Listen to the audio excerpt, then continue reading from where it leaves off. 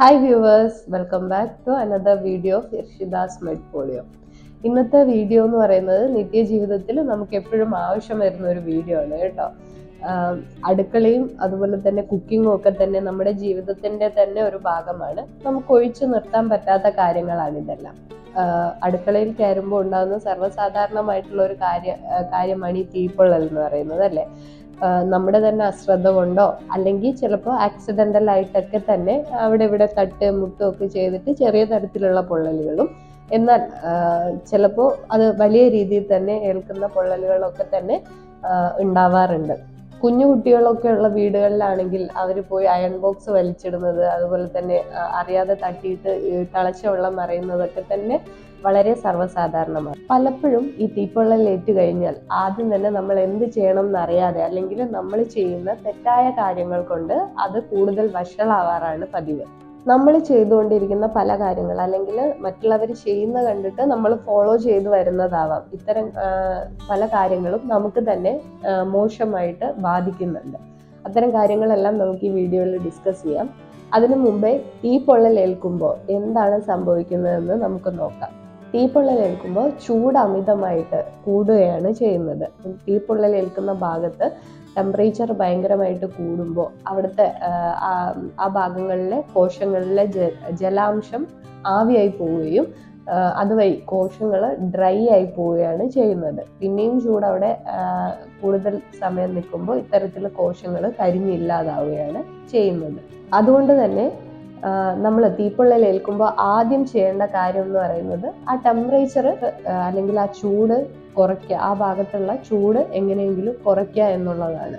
കാരണം ഈ തീപ്പൊള്ളലിന്റെ കാഠിന്യം നിർണയിക്കുന്നത് എത്ര സമയം ചൂട് അവിടെ നിൽക്കുന്നു, എത്രത്തോളം ചൂട് ആ ഭാഗത്ത് ഏൽക്കുന്നു എന്നതിനനുസരിച്ചാണ്. നമ്മൾ ചെയ്യേണ്ടത് എപ്പോഴെങ്കിലും പൊള്ളലേറ്റാൽ പെട്ടെന്ന് തന്നെ വെള്ളത്തിൽ ആ ഭാഗം മുക്കി വെക്കുകയോ അല്ലെങ്കിൽ ഒരു പൈപ്പ് റണ്ണിങ് വാട്ടറിൽ പൈപ്പ് തുറന്നിട്ട് ആ ഭാഗം നന്നായി കഴുകുകയോ ചെയ്യുകയാണ് ചെയ്യേണ്ടത്. ഇപ്പം പലരുടെ ഒരു സംശയമായിരിക്കും, എന്നാൽ പെട്ടെന്ന് തന്നെ അവിടുത്തെ ചൂട് കുറയ്ക്കാൻ വല്ല ഐസ് ക്യൂബും എടുത്ത് വെച്ചാൽ പോരെ, അല്ലെങ്കിൽ തണുത്ത വെള്ളം ഒഴിച്ചാൽ പോരെ എന്നുള്ളത് അല്ലേ. അങ്ങനെ ചെയ്യരുത്. കാരണം തണുപ്പ് കൂടിയ വെള്ളത്തിലോ അല്ലെങ്കിൽ ഐസ് ക്യൂബോ വെക്കുന്നത് തണുപ്പ് കാരണമുള്ള പൊള്ളലേൽക്കാനും അല്ലെങ്കിൽ മറ്റ് തരത്തിലുള്ള ബുദ്ധിമുട്ടുകളിലോട്ടും അത് നയിക്കും. അതുകൊണ്ട് തന്നെ ഫ്രഷ് വാട്ടറിൽ നമ്മുടെ നോർമൽ ആയിട്ടുള്ള വെള്ളത്തിൽ കഴുകുകയോ അതിൽ മുക്കി വെക്കുകയാണ് ചെയ്യേണ്ടത്. അതുവഴി നമുക്ക് ഈ തീപ്പൊള്ളലിന്റെ കാഠിന്യം കുറയ്ക്കാൻ പറ്റും. ഇനി തീപ്പൊള്ളൽ ഏറ്റു കഴിഞ്ഞാൽ പിന്നീട് അവിടെ സംഭവിക്കുന്നത് നമുക്ക് തന്നെ അറിയാം. നമ്മൾ അവിടുത്തെ തീപ്പൊള്ളൽ ഏൽക്കുക എന്ന് പറയുമ്പോൾ അവിടുത്തെ മാംസം കുക്കാവുകയാണ് ചെയ്യുന്നത് അല്ലേ. അവിടുത്തെ ആ ഒരു പോർഷൻ വെന്തു പോവുകയാണ് ചെയ്തത്. വെന്ത അല്ലെങ്കിൽ വേവിച്ച മാംസങ്ങൾ നമ്മൾ കൂടുതൽ സമയം പുറത്ത് വെക്കാറില്ല, അത് അഴുകിപ്പോവും അല്ലേ. അത് തന്നെയാണ് നമ്മുടെ ബോഡിയിലും സംഭവിക്കുന്നത്. ആ ഭാഗങ്ങളിൽ മാംസം പെട്ടെന്ന് തന്നെ അഴുകിപ്പോവും. അതുകൊണ്ട് തന്നെ അവിടെ ഇൻഫെക്ഷൻ വരാനുള്ള സാധ്യത വളരെ കൂടുതലാണ്. സാധാരണയായി കണ്ടുവരുന്ന ഒരു പ്രവണത എന്ന് പറഞ്ഞാൽ വീടുകളിലെല്ലാം തന്നെ ഒന്നുമില്ലേ, നമ്മൾ മുൻ തലമുറയിൽ നിന്ന് നമുക്ക് കിട്ടിയ ഒരു അറിവായിരിക്കാം, പക്ഷെ ഏറ്റവും കൂടുതലായിട്ട് ഇത് കണ്ടുവരുന്നുണ്ട്. നമ്മൾ പൊള്ളിയ ഉടനെ തന്നെ പേസ്റ്റ് അല്ലെങ്കിൽ തേൻ പോലെയുള്ള എന്തെങ്കിലും സാധനങ്ങളൊക്കെ എടുത്ത് ആ ഭാഗങ്ങളിൽ പുരട്ടുന്നത്, അത് തീപ്പൊള്ളൽ പെട്ടെന്ന് മാറാൻ സഹായിക്കുന്നു എന്ന് തന്നെ അത്തരത്തിലാണ് നമുക്ക് കിട്ടിയിട്ടുള്ള അറിവ് അല്ലെ. പേസ്റ്റ് ഇത്തരത്തിൽ ഉപയോഗിക്കുന്നതാണ് കൂടുതലായിട്ട് കണ്ടുവരുന്നത്. ഇത്തരത്തിൽ പേസ്റ്റ് തേക്കുന്നത് കൊണ്ട് നിങ്ങളുടെ പൊള്ളിയ ഭാഗം പെട്ടെന്ന് തന്നെ മാറി കിട്ടുന്നുണ്ടോ? ഒരിക്കലുമില്ല. പക്ഷെ ഇത് കാണുമ്പോൾ നിങ്ങൾ മുമ്പേ പേസ്റ്റ് ഉപയോഗിച്ചിട്ടുള്ളവരാണെങ്കിൽ അവരെല്ലാം വിചാരിക്കുന്നുണ്ടാവും എനിക്കത് പെട്ടെന്ന് മാറിയിട്ടുണ്ടല്ലോ എന്നല്ലേ. അപ്പം അതിലോട്ട് നമ്മൾ വരാം. അതിനു മുന്നേ പേസ്റ്റ് ഉപയോഗിക്കുമ്പോൾ നിങ്ങൾക്ക് ചിലപ്പോൾ അവിടെ ഒരു കൂളിംഗ് എഫക്റ്റ് കിട്ടുമായിരിക്കും. ഈ പൊള്ളിയ ഭാഗത്ത് ഉണ്ടാകുന്ന നീറ്റിലും പുകച്ചിലും ഒക്കെ ചെറിയൊരു ആശ്വാസം നിങ്ങൾക്ക് കിട്ടിയിട്ടുണ്ടാവാം. അതിനുള്ള കാരണം എന്ന് പറയുന്നത് പേസ്റ്റിൽ മെന്തോൾ അതുപോലെ പെപ്പർമിന്റ് ഓയിൽ പോലെ പല സാധനങ്ങളും നിങ്ങളുടെ പല്ലിനൊരു അല്ലെങ്കിൽ നമ്മുടെ വായയ്ക്കൊരു റിഫ്രഷ്മെന്റ് കിട്ടാനായിട്ട് ചേർക്കുന്നുണ്ട്. ഇത്തരം സാധനങ്ങൾ നമ്മുടെ തൊലിപ്പുറത്ത് ഒരു കൂളിംഗ് എഫക്റ്റ് തരുന്നുണ്ട്. അതായിരിക്കാം നിങ്ങൾക്ക് ആ ഒരു ഫീല് തരാനും അല്ലെങ്കിൽ ആ ഒരു നീറ്റിലും പുകച്ചിലും ഒക്കെ കുറച്ച് മാറിക്കിട്ടാനും നിങ്ങളെ സഹായിച്ചത്. അപ്പൊ പിന്നെ പേസ്റ്റ് ഉപയോഗിക്കുന്നത് നല്ലതല്ലേ എന്നൊരു സംശയം കൂടെ വരാമല്ലേ. പക്ഷേ നമ്മുടെ പേസ്റ്റിൽ പല തരത്തിലുള്ള കെമിക്കൽസ് ഉണ്ട്. നമ്മൾ പറഞ്ഞു പൊള്ളിയ ഭാഗത്ത് നമ്മുടെ മാംസം പെട്ടെന്ന് തന്നെ അഴുകി പോകുന്നുണ്ട്. അതുകൊണ്ട് തന്നെ ഇൻഫെക്ഷൻ വരാനുള്ള സാധ്യത വളരെ കൂടുതലാണെന്ന് അല്ലേ. അപ്പോൾ ഇത്തരത്തില് പേസ്റ്റിലുള്ള പല കെമിക്കൽസും അവിടെ ഇൻഫെക്ഷൻ ഉണ്ടാക്കാനാണ് കാരണമാവുന്നത്.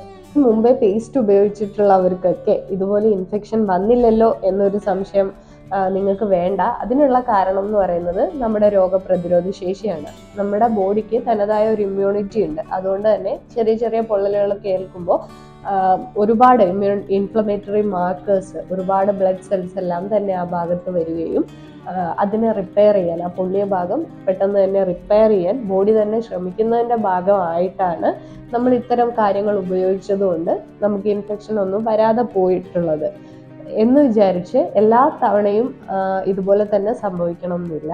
അതുകൊണ്ട് തന്നെ നമ്മൾ ഇനി അങ്ങോട്ട് പൊള്ളലേൽക്കുമ്പോൾ അനാവശ്യമായിട്ടുള്ള കാര്യങ്ങൾ ചെയ്തിട്ട് കൂടുതൽ കോംപ്ലിക്കേഷൻസ് ഉണ്ടാക്കാതിരിക്കുക.